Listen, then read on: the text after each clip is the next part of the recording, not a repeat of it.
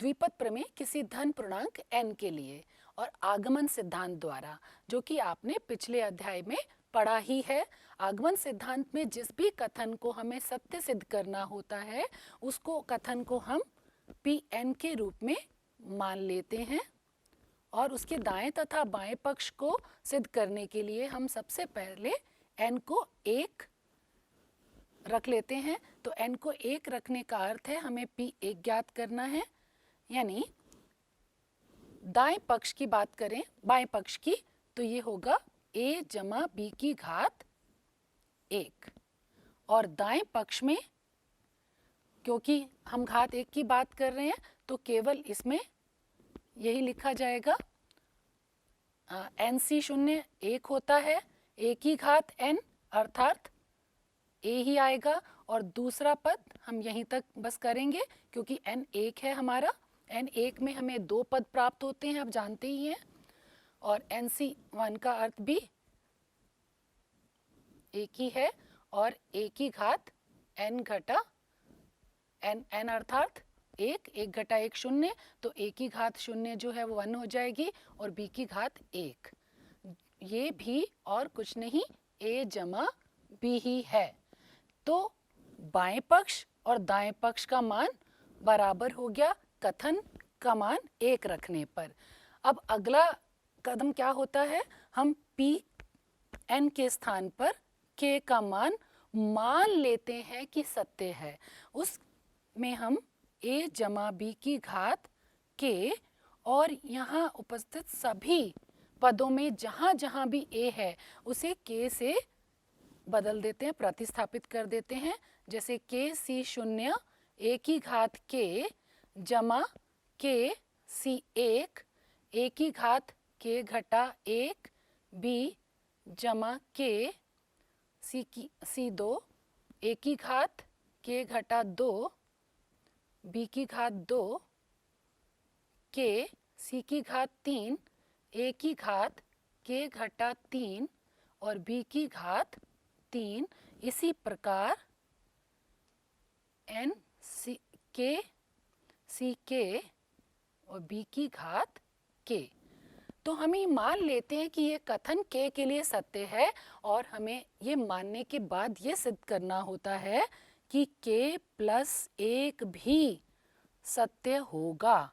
और इसे सत्य सिद्ध करने के लिए हम इस कथन को 2 भागों में बांट लेते हैं, क्योंकि ये हो गया a जमा b की घात k जमा 1, जिसे हम खोलेंगे तो ये हो जाएगा a जमा b की घात k गुणा a जमा b। अब हम इसे a जमा b की घात k को उपरोक्त कथन से प्रतिस्थापित कर देंगे यहाँ इसकी जगह पर और उसे a जमा b से गुणा करके एक व्यंजक प्राप्त होगा, जिसमें सभी पदों को व्यवस्थित करने पर आप इच्छित उत्तर प्राप्त कर पाएंगे। ये कार्य हम आपके लिए छोड़ते हैं। तो हम द्विपद प्रमेय का अन्य द्विपदों के प्रसार के लिए किस तरह से उपयोग कर सकते हैं, तो देखिए x जमा 2 की घात 6 का हमें प्रसार करना है, जिसमें हम पहला पद जिसको हम a लिखते हैं, दूसरा पद जिसको हम b मानते हैं, और हम शुरू करते हैं गुणांक 6c शून्य से। 6 क्योंकि घात 6 है, पहला पद a की जगह पे x की घात 6 से ही शुरू करेंगे और 2 की घात शून्य से, क्योंकि द्वितीय पद हमारा शून्य से शुरू होता है। अगला पद आएगा 6c1 x की घात घटते क्रम में 6 के बाद 5, इसी तरह 2 की घात 1, 6c2 x की घात 4 2 की घात 2, 6c3 x की घात 3 2 की घात 3, 6c4 x की घात 2 और 2 की घात 4, 6c5 x की घात 1 2 की घात 5, 6c6 और x की घात 0 और 2 की घात 6। तो आप एक चीज़ और देखिए कि जैसा हमने कहा था प्रेक्षणों में, तीसरे प्रेक्षण में, कि दोनों पदों की घातों का योग हमेशा उतना ही रहेगा जितनी द्विपद की घात है। 6 जमा 1 0, 6 ही रहेगा। इसी प्रकार 5 जमा 1 6, 4 जमा 2 दोनों पदों की घात मिलाकर के 6 के बराबर, 3 जमा 3 दोनों पदों की घात 6। इस तरह से आप अपने आप को देख सकते हैं कि कहीं हमसे कोई गलती तो नहीं हुई, क्या सभी दोनों पदों की घात का योग हमारी अधिकतम घात जो दे रखी है उसके बराबर आ रहा है या नहीं आ रहा। तो चलिए इसे हल कर लेते हैं। 6c शून्य मान है 1, x की घात 6, 2 की घात 0 1 ही रहेगा, और 6c 1 का मान होगा 6 और 2 6 दूनी 12, x की घात 5, और 6c 2 का मान है हमारे पास 15 और 2 की घात 2 है 4, 15 गुना 4 60, x की घात 4। और अगला हमारे पास है 6c 3 जिसका मान है 15, ये 20 और 2 की घात 3 हो गया 8, 20 गुना 8 160, x की घात 3। हमारा अगला गुणांक 6c 4 होगा 15, 2 की घात 4 हुआ 16, 15 गुना 16 240, x की घात 2। घटते क्रम में 3 के बाद 2 आएगी। और 6c 5 इसका गुणांक है 6 और 2 की घात है 5, 2 की घात 5 अर्थात 32, 32 गुना 6 192 x।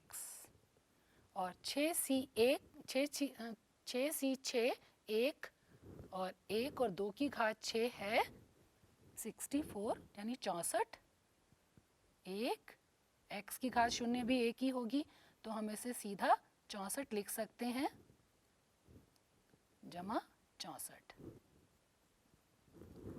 तो इस प्रकार हम किसी भी प्रसार का, द्विपद का प्रसार किसी भी घात के लिए कर सकते हैं, जो हमारे कार्य को आसान बना देता है। तो अब देखते हैं द्विपद प्रमेय को हम एक सामान्य रूप में कैसे लिखेंगे।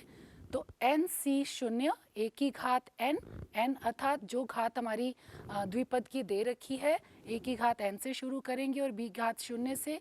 एक चीज़ आप ध्यान दीजिए, जो भी यहाँ पर r का मान होगा वही b की घात होगी। r का मान 0 है तो b की घात 0, r का मान 1 है तो b की घात 1, r का मान यहाँ पे r तो b की घात r, इस प्रकार यहाँ n तो b की घात n, और यहाँ हमारे पास b की घात 0 बराबर 1 या a की घात n घटा n भी 1 ही होगा, जिससे हम संकेत के रूप में, एक छोटे संकेत के रूप में लिख सकते हैं।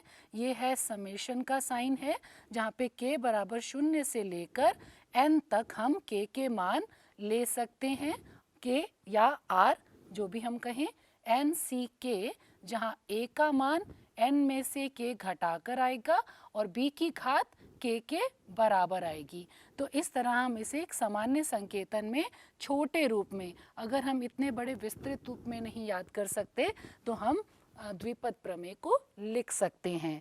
और द्विपद प्रमेय में आने वाले गुणांक NCR को हम द्विपद गुणांक कहते हैं। a जमा b की घात n के प्रसार में पदों की संख्या n जमा 1 है, जैसा कि पहले बताया था, जितने भी घातांक हैं जमा 1 कुल पदों की संख्या, यानी घातांक से 1 अधिक है।